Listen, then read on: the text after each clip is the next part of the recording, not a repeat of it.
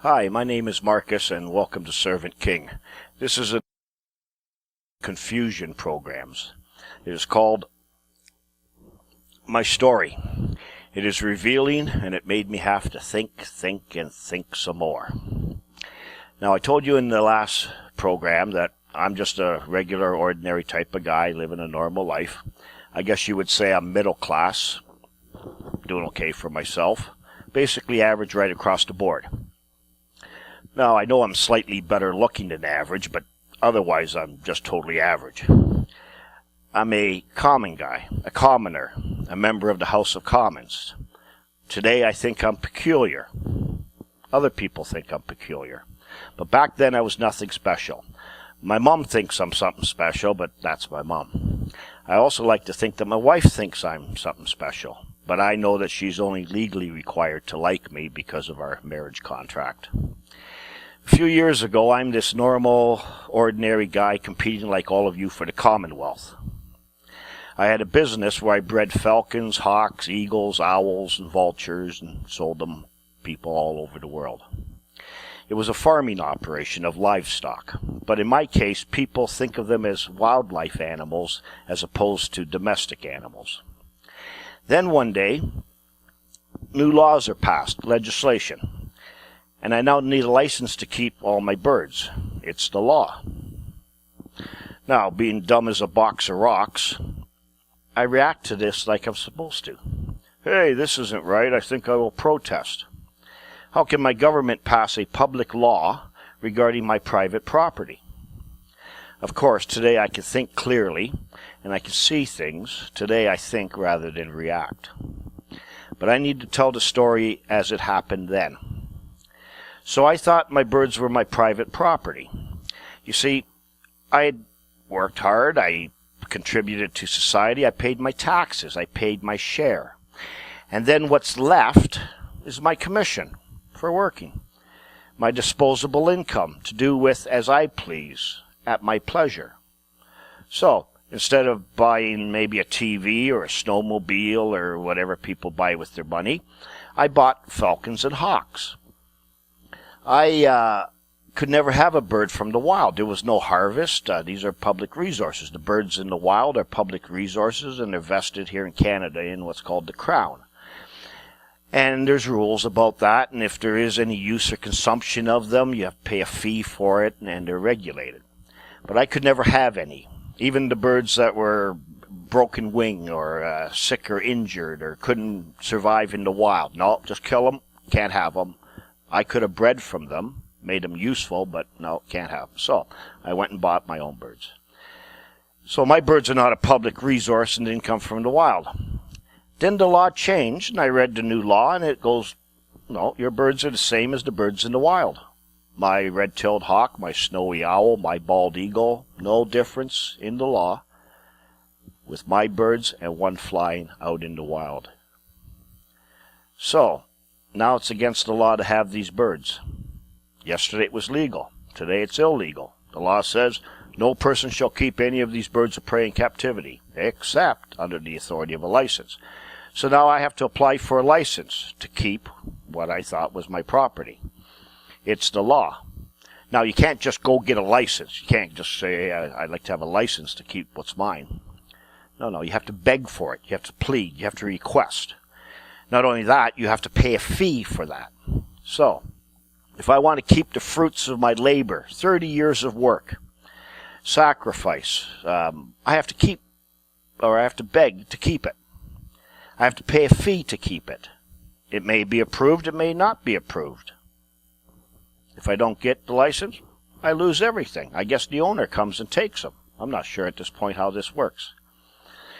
So you see, yesterday what was right, today is only just a privilege. It's no longer right to keep birds of prey. And when I explain to you what a license is, you will understand this. This will come a little further on in the programs. Now that it is a licensed activity, I need permission to do what is illegal. Now there is a public interest in my activities and what I have. Anyone can complain about my activities now. and my facility was open to the public for demonstrations and so forth. So now anybody who doesn't know anything about birds can come in and complain. They have an interest in my birds, in my facility. And then the complaints start to come in. Once you get so many complaints coming in, founded or unfounded, we're not renewing your license. And this is how it's done. You see, if you have a beautiful facility and you spent millions and millions of dollars on the care of your animals, how people think an animal should be taken care of, then the animal's healthy. If your facility doesn't look very good, and I'm not saying my facility didn't look good, but if people start complaining about whatever, then they think your animals aren't healthy. One has nothing to do with the other. It's only public perception. So this is how you are strangled until you die. This is how things are shut down. Just to implement an outright ban and seize all your property would be too obvious. People would start to wake up to this. So it has to be done in a slow, gradual way until it seems normal. And by the way, my tax contributions, what I contributed to society, well, that's what everyone decides what they're going to do with that money. And so they would use that money for some good and moral upright purpose or organizations, like studying why a polar bear is white, or how the red-headed woodpecker got its name. And somebody will do their thesis on that and get a doctorate. So that's how this is done. So now my private property is being regulated by the public. But the public doesn't come over and feed or care for my birds. No. Yet they have a say in all of it. Some committee in some city, office. We don't like what you're doing. These are the regulations. This is how you have to do it. If I have a loss, it's not their loss, yet they have a say in all of it. So, if I cannot have these birds without asking permission and care for them as I please, then I guess I do not own them, do I? And of course, I'm still confused. I don't know how this all works. Yet, we are told about home ownership and owning your car outright after 48 payments. I did not know this at the time, but these are damn lies. Yet we believe it. So I'm thinking, this is not right, this is wrong. But heaven knows it's legal. So I was playing by the rules, and now the rules changed. Over 30 years into the game, the rules are just changed. This is cheating. You can't just change rules halfway through a game. That's not fair. Think about it. You do all this work and labor and make sacrifices which have all become in vain because of the rules are changed. How would you feel? What would you do? And yet you see this going on in society every single day, and people just look at it and go, oh, it's awful. He's lost everything. He's got no career anymore. What's he going to do? How's he going to survive? And no one ever realizes what the real problem is. So, you would say, you're a cheater. I think you would want to start this game over again. But this time, you know something, a secret. I won't be confused. This time I won't be deceived. This time I'm ready for you. But how do you start this game over again? In there lies the solution. But back to the story. No one can help me. What do? I can beg, or I can refuse to beg.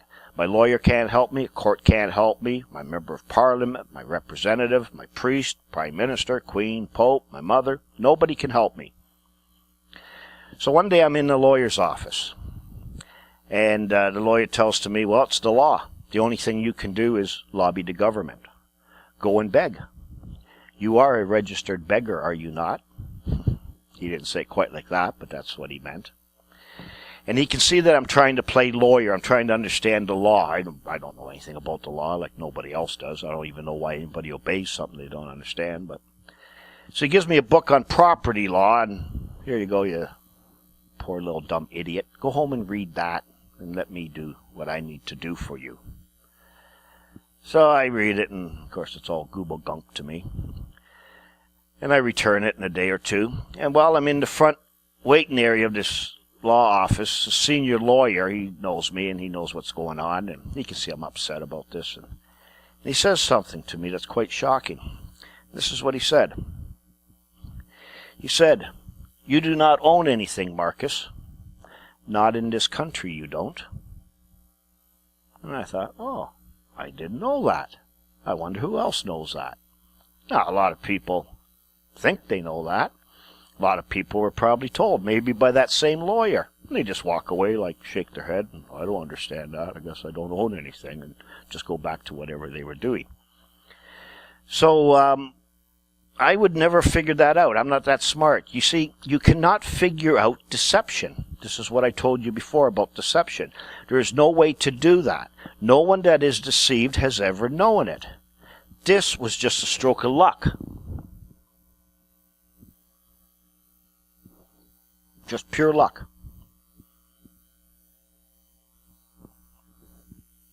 How would I know that when I was told the opposite my whole life? I was told a lie.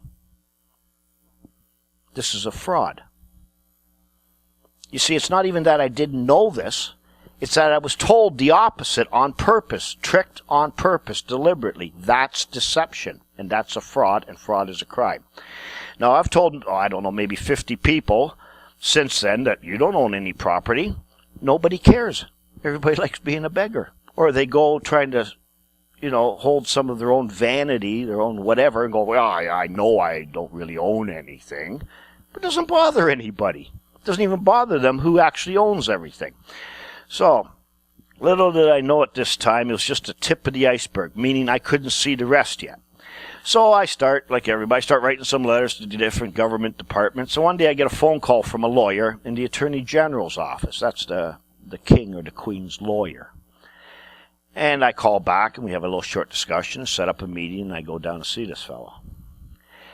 When I get there, I tell him what this lawyer in town told me, this senior lawyer, that I don't own anything. I said, is that true? And he confirms it. Yeah, you don't own anything. I said, oh. I said, I don't own my socks? No. Running shoes? No. My TV? No. You don't own anything. So in fact, I do own something. What I own is nothing. That's what I own. So I ask him, we're sitting at a table in a little boardroom there, and I asked him, I said, if I don't own anything, why would I pay for anything I don't own? How could I ever have a debt for anything? And he sat there and he looked at me and paused. A good 30 seconds went by. He paused and waited. He did not know how to answer this question. This little master of confusion. He did not know how to answer that question. Finally, this is what came out of his mouth after a long pause.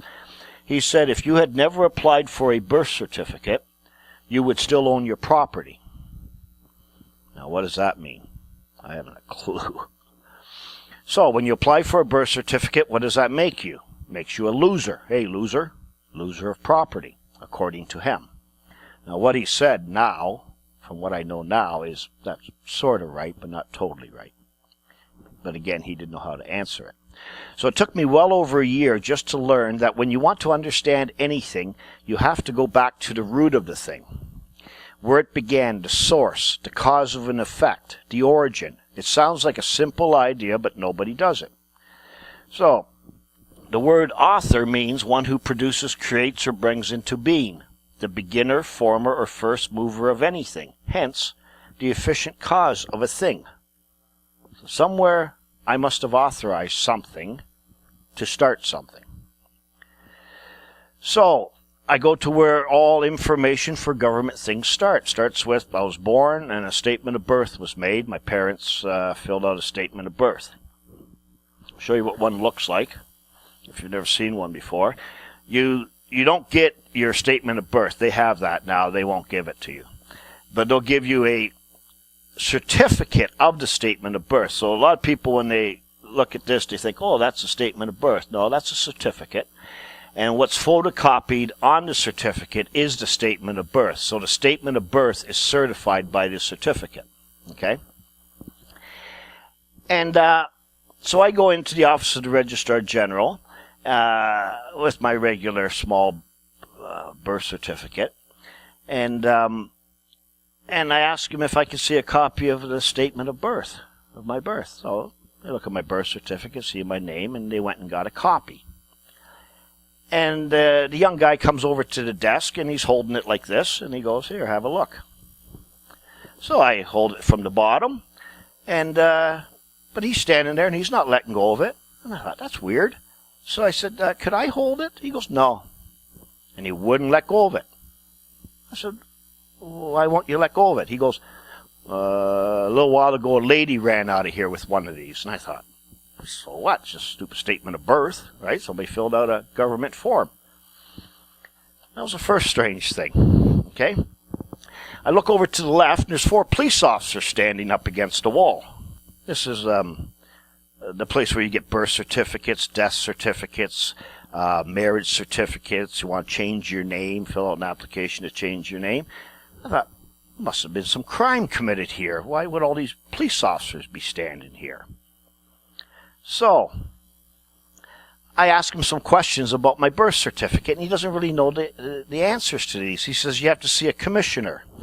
So I said I'd like to see a commissioner. So I wait for about an hour, and nobody calls me. Finally, I have to go down the hallway, and I go through another door unmarked, and I walk in there, and it looks like a bank. There's a big front hallway to the room, and then there's a counter, and then 5-foot-high glass, and then the glass there's little round holes you speak through, and places where you can slide in underneath, just like when you're doing deposits and withdrawals. And there's girls working at desks behind this glass. Nobody gets up to walk over to see me. So I walk towards the end of it, and I can see a room to the left, so I lightly tap on the glass there, and some lady comes out of the side room, and she looks at me, and she says, yes? I said, I would like to ask you some questions about my birth certificate. She goes, oh. And she's standing off. She won't even come up to the counter. And I said, and she says, is that your birth certificate? And I said, well, I just want to ask you questions about a birth certificate. Sir, is that your birth certificate? I said, I just want to ask you some questions about a birth certificate. Sir, is that your birth certificate? I said, yeah, it's my birth certificate. Okay, what? So I started asking her questions about the numbers, registration number, certificate number, all sorts of things about it, right? And on the front, there's a certificate number. She says, that's the certificate number. I turn it over. There's a great big red number. I said, what's that? She says, that's the certificate number. So anyways, so we're having a nice little conversation. No crosswords about anything. She just seemed hesitant, though. And so anyways, I'm looking at my birth certificate, and at the very bottom of the birth certificate, it says, I hope you can see this, it says Canadian banknote. And I thought, this must be a Canadian banknote. And what do you do with a banknote? Well, it's redeemable to bearer, I guess. So I asked her, I says, is my birth certificate, is this a Canadian banknote? She says, yes. Wow. So I thought, okay. So I take the birth certificate and I slide it underneath the glass, and I said, I'd like to redeem my Canadian banknote, please. And she says to me, she says, now you can redeem it if you like, but there is no cash value.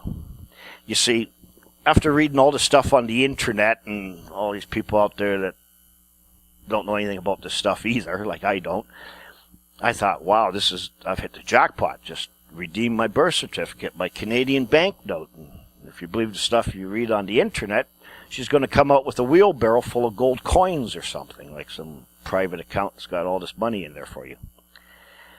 But she says you can redeem it, but there is no cash value. Just as she says that, all of a sudden there's a voice right behind my head, and it says, excuse me, sir, but I've been asked to ask you to leave. So I turn around and look, and there's a police officer standing right up against me. And I look at him, and I thought, wow. So I looked back and I said, you can ask all you like. And I turned back to the glass, and the girl was gone. So I tapped on the glass again. She comes back. By now I'm sort of flustered, and asked her a couple more questions or whatever. And then I left. As I left, the police officer standing up against the wall. I said, so you were going to throw me out of here for asking questions? No, I was just asked to ask you to leave. So I thought, what's this all about? Creepy, wow. Something strange going on here. It should tell you that whatever you're involved with here is none of your business, or you're involved in something that's none of your business. A huge revelation. Anyways, about a month later, I go back with certified statement of birth. It's the only document I had left. And as I walk into the same room, there's a police officer standing down the hallway a little bit. As he sees me, he backs out of another door. I thought, wow, do I have leprosy or something? This is creeping me out. So I go over to the counter again, tap on the glass. A girl comes up, and I ask her some questions about this document. She doesn't know the answer. She gets another girl. She gets another girl. Before I know it, there's 3 or 4 girls standing around. They're not going back to their desk. They're all sort of like, why is he asking these questions? What's this? You know, they're all sort of nervous about this. So I all of a sudden I asked him a question. I said, this paper here, I said, I can see there's a seal on here, and there's like pre-printed stuff on here, and then I can see like sort of other stuff put on here. Where does this come from? And this girl, that was the most senior girl there, she says, oh, we get this form from the Bank of Canada, and we just photocopy the statement of birth on there, and then we issue it. I said, excuse me? Bank of Canada? Well, why would the Bank of Canada be interested in my birth? What do they have to do with certifying a statement of birth? Well, you should have seen her face. Anyways, from that moment onwards, it was like nervousness could be. This girl was ready to pee her pants. I'd never seen anything like it in my life. And I asked a couple more questions, and I could see they were just all over themselves. So I said, okay, well, thank you very much. And I said, could you please tell me what your name is for my record so I know who I spoke to? And she goes, no. She was ready to cry. So what's going on here? Some sort of secret? Why are they all acting so nervous? I'm telling you, I felt like I was in some sort of conspiracy movie. And this is a government office in a downtown city. So a little while, now I did a lot of things over the years to learn and discover a lot of things which you're otherwise not supposed to know. So around this time I took a leap of faith. I figure if this stuff is none of my business, then I shouldn't be involved in it. Get rid of it. If no one's going to answer the questions for me, what these documents really are, then I'll just get rid of them. You see, sure you're told if you want this, you need to get this. If you want that, you have to get this. If you want to leave the country, you have to get this. If you want to take your baby with you, you have to get this. If you want to keep your dog, you have to get this. Doesn't matter what you want to do. If you want to do that, you need to do this. But what's going on here? Is there some sort of authorization that I'm doing? Or making some sort of agreement or contract or whatever? I know nothing about the law. So I go back into town, go see my lawyer, and I tell him this. And of course, he's just being evasive as can be. Whether he knows things or not, I don't know. He can't answer, won't answer, or he just answers in a stupid way. So, what did I do?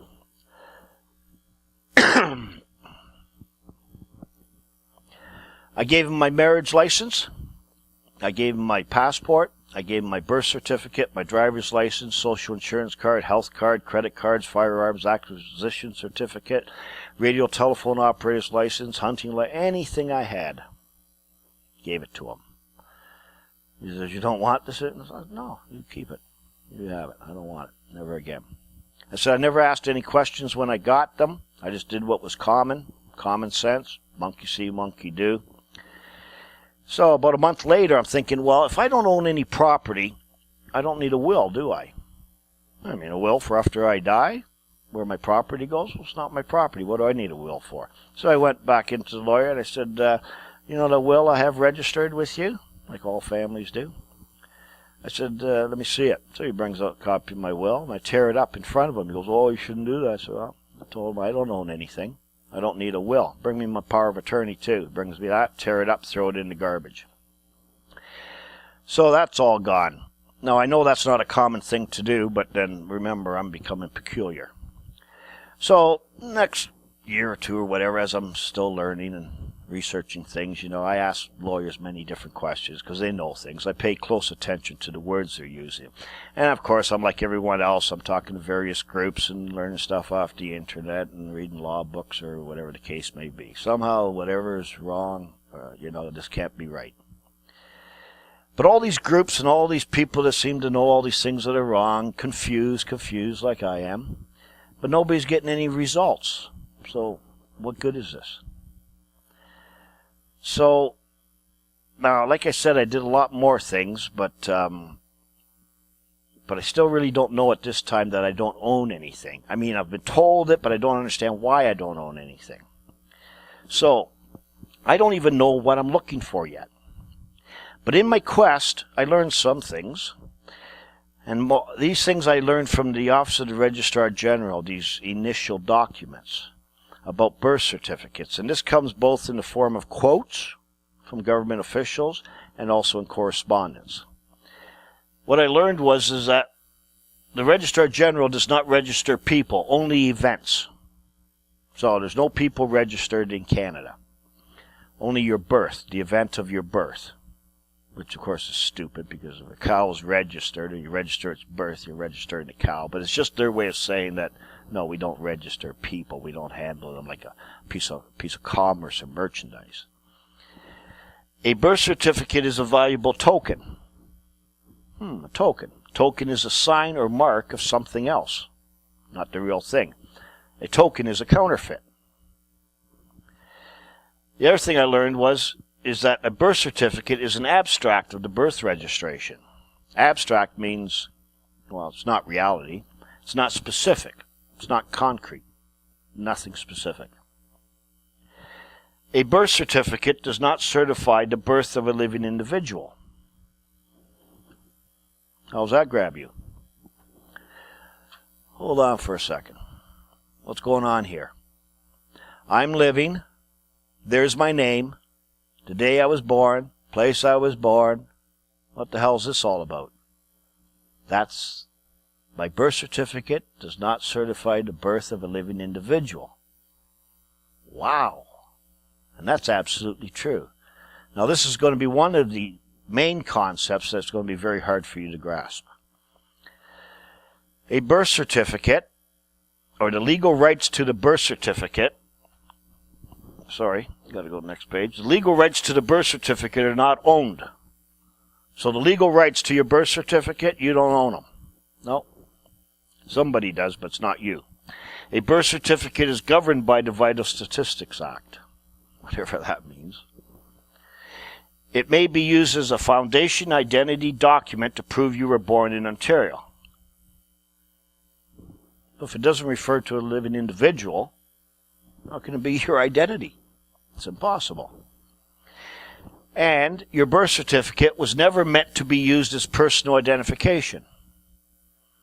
Now, I know in Great Britain, they actually put right on it that this is not meant to be used as personal identification.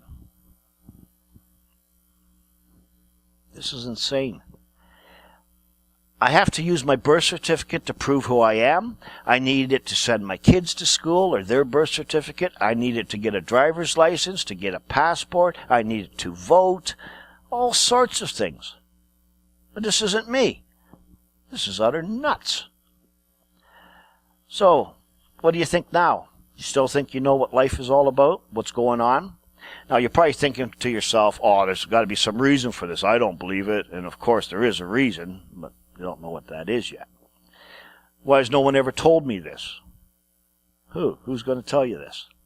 Why was I never given full disclosure to what I was doing or gave any informed consent to any of this? This is what all these people say. Well, you were given full disclosure, but you didn't know where it was, or if you did, you rejected it. But we'll get to that later. Now you need to think, what are the effects of this happening? Remember, the events are recorded. It happened. Maybe this is where the saying comes from when you say someone is certifiable, meaning they're nuts. Then one day, a little while later, I see in a big major newspaper this. This is an advertisement from the Ontario Ministry of Government Services advertising their birth certificates. Come and buy one. Be one of us. And it says birth certificates without the labor. Now, I'm sure every master of confusion that morning over their coffee were looking at that and just laughing their head off.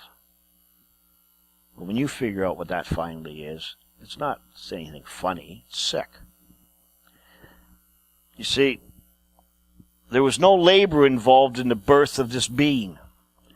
Your birth certificate is the birth of a being, but there was no labor involved in that birth. Not like your real birth. In this case, the labor comes after the birth. Remember I told you? I said the trick, the swindle cannot work without you.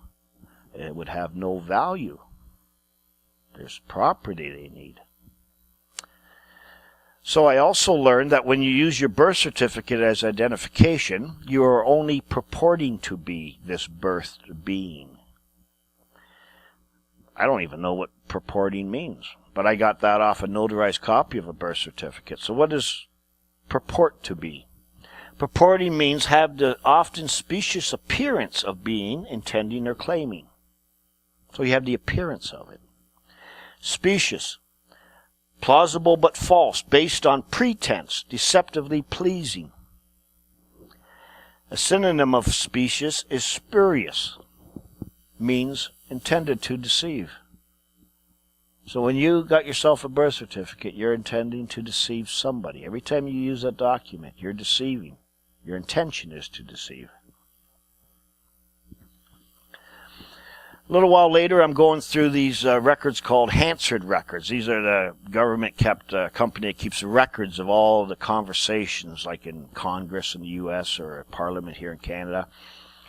Every word that's spoken by our members of Parliament. So I'm looking through that one day, and I see where the Deputy Registrar General, who looks after all these documents, the Vital Statistics Act, they're amending the Vital Statistics Act, and of course she has her lawyer with her because she doesn't know anything. Only the lawyer knows how this works.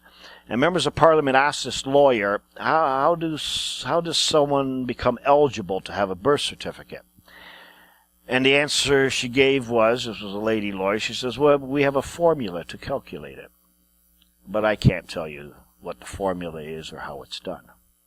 So it must be one of those top secret things. Even our members of Parliament, people that go there to speak for us, they can't know this. Secret. Now, I've seen on a number of these statements of birth, I see numbers down the side here, like someone's marking a test or doing some calculation or tabulation or grading system. I wonder what that's all about. Sort of a strange thing. So the more I learn, the less I know. Very confused now. What does this all have to do with the law? So I'm now at the point where I know I don't own anything.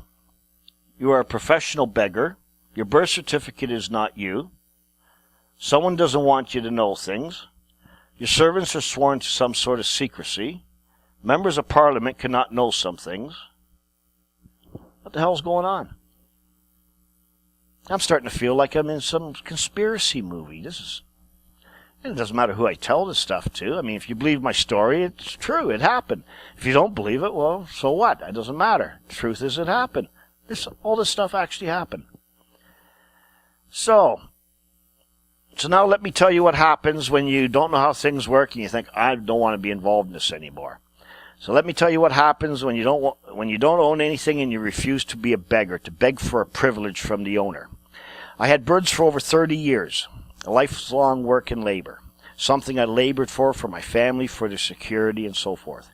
Yesterday it was legal, today it's illegal unless I beg and ask for a privilege and pay money for it, a fee.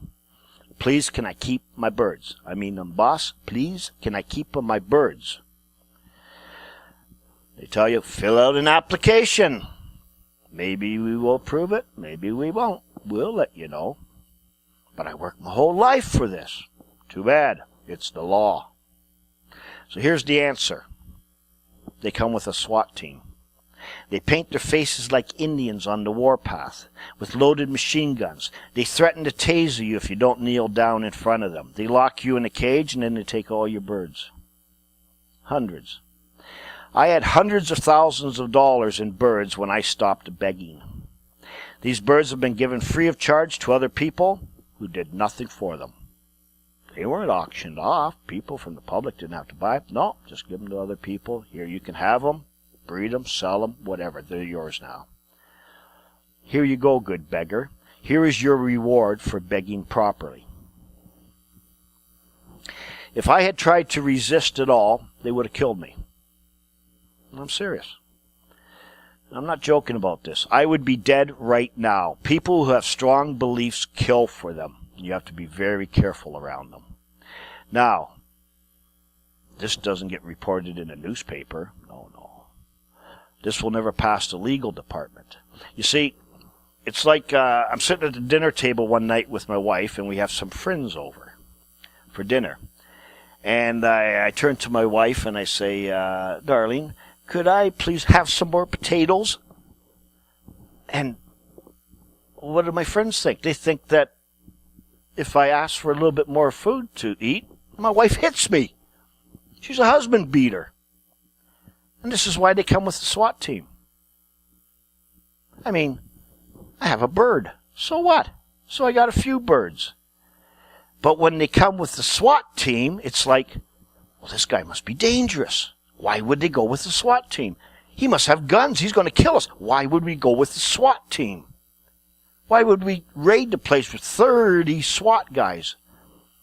You see, this is to make you think things that aren't even true. And nobody knows anything about that. Anyways, that's all the woe is me I'm going to tell you about the story. Okay? So now you're probably thinking to yourself, well, surely they'd have to compensate you for that. You just can't lose everything, can you? Or you didn't obey the law. What do you expect? Well, I don't know what you're talking about. See, I don't own anything. Neither do you. Now, you may not believe all this, but believe me, it's a fact. Couldn't happen in your country? Of course it'll happen in your country. Believe me, it's a fact. Who cares about this? No one. Who will help you? No one. There has to be more to the story, yeah? Yeah, there's a little bit more to the story, but everything I've told you is absolutely true. So this is how my story began, a true story. Are you able to figure out what my problem is yet? I told you. Every problem you will ever have in life is the result of owning no property. But I had no idea about that back then. So now, we need to look at what it means to own property. I did not know this when I began, but I do now. So, what does it mean to own property? Property is the holy grail of law. Property is always in the custody of the law. Property is a peculiar, meaning one's own, right in lands and chattels to the exclusion of all others. It is the sole and despotic dominion which a man exercises over the things of the world to the exclusion of the right of any other individual. To own property means that you have the exclusive possession, use, control, management, and disposal of the thing to the exclusion of all others. It is a peculiar right. Peculiar, one's own. Exclusively yours. That's what peculiar means. No other man can tell you what to do with what is yours. This is the foundation of all law. Whoever owns it can rule over it. Now you understand how important it would be to own property. But who wants to be peculiar? We think of peculiar as someone weird, strange. Peculiar. Some people think I'm a peculiar man. Well, I'm certainly not common. Not anymore. Being peculiar is good if you want to own anything. If you own something, you have the exclusive right to regulate it. Like I said in the introduction video, we have all been deceived into abandoning our birthright. Our inheritance is in our birthright, and our property is in our inheritance. Without property, you can have no liberty. Why? Without property, you have no need of dominion. You own nothing to have dominion over. Everything you think you own must be borrowed by borrowing it or using it from someone else. A borrower is always a servant to the lender, and a borrower is always a user. And using what is not yours requires you to take interest in what is not yours. This is called usury. People think usury just has to do with money. No, it's more than that. Also, if you do not own anything, then anything you have must come from the trust of the owner, or you stole it from the owner. There is no other choice. Now, if you do not own anything, then neither does the guy next door. Nobody owns anything. Who then owns everything? This is a good question, don't you think? Can the owner take back anything I have at any time? This is a serious question. How could you ever plan for the future with this uncertainty hanging over you? Could everything I work for and labor for actually come to being in vain? I wonder if I own my life. Can someone legally kill me? Can someone legally sterilize me? Can someone legally inject me with drugs? Can someone legally put a dog collar on my leg and make me stay in my house? Can someone legally tell me I cannot speak to or even see my children? Can my children be legally taken away from me and given to someone else, and I can't even know where they are? What could be more important in life than this? I can tell you that no matter what misery or problem you are having or will ever have, this is the question you have to explore and find the answer to. This is it. Every problem you have ever had is because you own no property. You see, right now, whenever there is some regulation about anything, you just say to yourself, it's the law. Everyone's scared of the law. It's going to be a penalty if you don't obey the law. But nobody even knows what the law is or how the law is made. It never occurred to you that you do not own anything. Why? Because you were told that you do own things. But that's a lie. That's a damn lie. You see, being told a lie is a fraud. You believe you own something when in fact you don't. Now, I will admit that when you have or hold something that is not regulated, it will feel like you own it, but you do not. This is the exact thing that woke me up, and it should wake you up too. Explaining why you own no property is complex, but will become apparent as we go on. I will be giving you all the facts, evidence, and proof, and many examples to prove to you that you own no property. Basically, anything you could ever go to court for means you don't own it. If you can go to court because someone slandered you, that's proof that you do not own your name. Not even your name. If you can go to court to get custody of your own child, it's proof it's not your child. You do not own it. When I finally reveal to you who owns everything in Canada or the U.S. or as a matter of law, you will fall off your chair in utter disbelief. I guarantee it. Back to my story now to finish it. So now I'm about 2 years into my quest, completely confused. I know nothing. But in my quest, two things stick out in my mind that seem relevant somehow. These two things are words, just plain, ordinary, everyday words, and this concept of God. Yeah, God. What's God all about? Now, I'm by no means a religious man, but I can tell you that these two concepts led to all my discoveries. But not in the way you think. You've been trained to think about words and God in a certain way. As we proceed, you're going to learn that nothing you do in life has anything to do with God, even you religious people. But why then Are there references to God in courts, on money, in constitutional documents, in law, in politics? It's everywhere. And the problem I'm having with words is that I can't make heads or tails out of what words even mean. The more I learn, the more I get confused. So, to you, this is all just a story. It's a true story. And you're thinking, well, if this is all true, then there's got to be a good reason for it. Something I don't know, something he doesn't know, whatever. No, it doesn't work like that. I told you I was going to tell you things that are unbelievable. And believe me, I've only just begun. So in the next video, I will talk about words, just plain, everyday, ordinary words. And after watching this next video, you may want to slow down how fast you read. Till then, my name is Marcus.